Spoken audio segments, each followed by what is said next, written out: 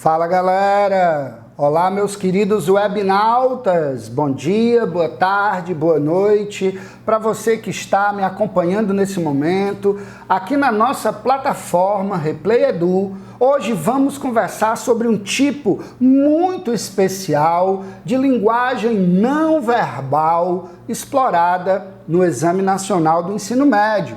Estamos falando, sim, da competência diária número 3 da matriz de referência de linguagens, códigos e suas tecnologias. Na matriz de referência de linguagens, códigos e suas tecnologias do Exame Nacional do Ensino Médio, nós temos a competência diária número 3 e eu queria apresentar para vocês hoje alguns aspectos importantes para que a gente possa, dominando a matriz de referência, conhecendo as competências e habilidades, obter a tão sonhada proficiência na resolução, na resposta das questões do Exame Nacional do Ensino Médio. Vamos a ela?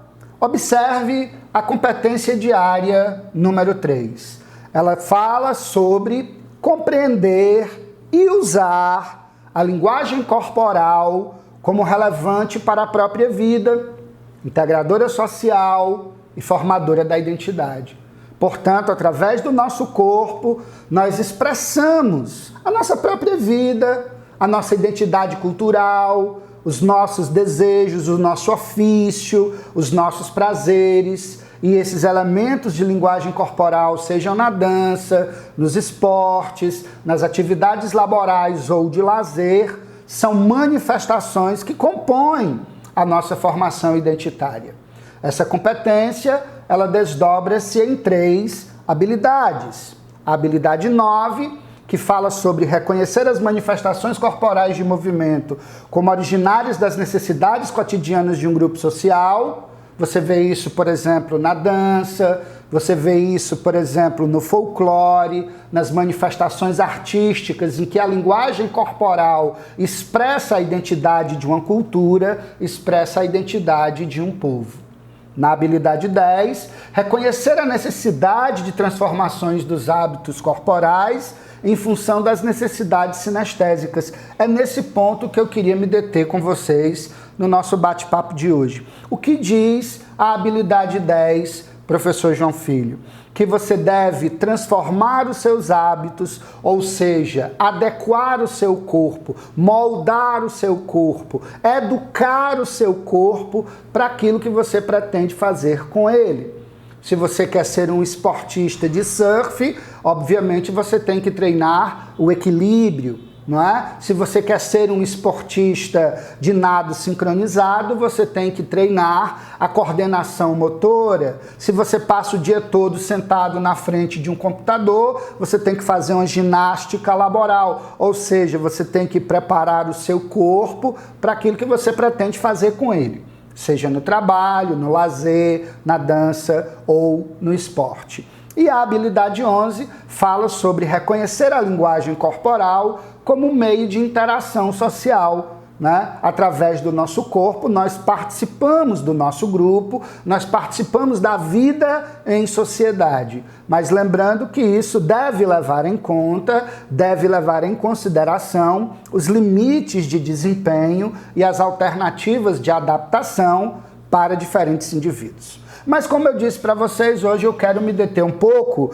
na habilidade 10 e perguntar para você que está agora me ouvindo nesse papo, quais são as nossas capacidades? Quais são as nossas habilidades corporais? Ou seja, que tipo de movimento, que tipo de exercício, que tipo de atividade são demandadas com o nosso corpo? E aí eu vou pedir que você guarde aqui comigo as nossas 7 habilidades corporais, as nossas 7 capacidades de uso do corpo. Vamos lá? Primeiro nós temos a resistência, depois nós temos a força, depois nós temos a velocidade, depois nós temos a agilidade, depois nós temos o equilíbrio, depois nós temos a flexibilidade e finalmente a coordenação motora. Beleza? vamos dar uma olhada aqui primeiro na resistência. Trouxe aqui para vocês uma foto, né, tirada do Big Brother Brasil, edição 18. Por que essa foto? Porque foi uma das provas recordistas em todas as edições deste programa no quesito resistência.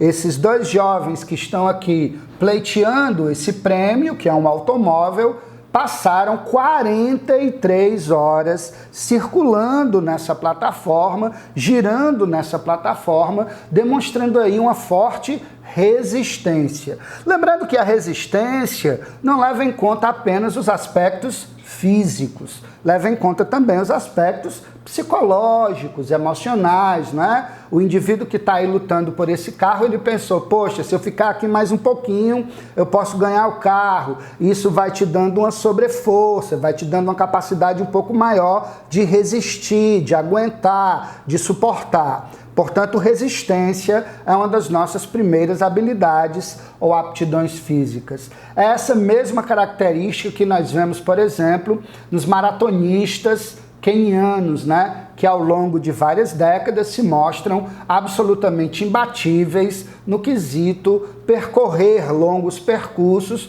em maratonas, demonstrando um enorme resistência, uma capacidade de suportar o desgaste físico e mesmo assim se manter no trajeto para cumprir um percurso predeterminado. Agora nós temos a força. Observe nesta foto um senhor septagenário destroçando um tronco de lenha na Olimpíada para lenhadores que acontece no Canadá. Este cidadão nos prova que força é condicionamento. Se você quer ter força, você tem que treinar, você tem que ter disciplina, você tem que se dedicar. Não é uma questão de idade, é uma questão de capacitação, é uma questão de condicionamento. Ainda falando sobre força, nós temos aqui essa jovem, né, no que parece ser um box de CrossFit, onde ela está demonstrando força ao manobrar um pneu de trator. Portanto, nós temos a resistência, nós temos a força como elementos de habilidade, de capacidade corporal. Agora nós vamos falar da velocidade, que é a capacidade de se deslocar do ponto A ao ponto B no menor espaço possível de tempo. Para ilustrar a velocidade, eu trouxe aqui o grande Usain Bolt, né? Um indivíduo quase sobre-humano que mostra como a velocidade é uma característica interessante no corpo deste atleta. Aqui para trás, na foto, vocês podem ver, está mais ou menos o que a gente poderia chamar de média humana de velocidade. E o Bolt, alguns metros à frente, mostrando esse poder quase sobre-humano de correr, né, de se desenvolver do ponto A ao ponto B num espaço bastante curto de tempo pela sua alta performance em velocidade. E aqui nesta outra foto, nós temos o atleta paralímpico sul-africano Oscar Pistorius, que conseguiu um feito raríssimo. Ele é biamputado, como vocês podem ver na imagem, né? Mas essas pernas adaptadas, essas pernas colocadas, lhe deram uma capacidade de velocidade incrível, que lhe permitiu competir com os atletas não deficientes em pé de igualdade. Ele competiu tanto nos Jogos de Pequim 2008, quanto nos Jogos de Londres em 2012, juntamente com atletas não amputados, e demonstrou uma altíssima performance em velocidade, mesmo com algumas limitações de natureza física, de natureza anatômica. Depois da velocidade, nós temos a agilidade. Mas, professor, como é que a gente pode definir o que é a agilidade? Agilidade é a capacidade de mudar rapidamente o centro de massa do corpo sem perder o equilíbrio. Aqui nós temos o Davi Belli.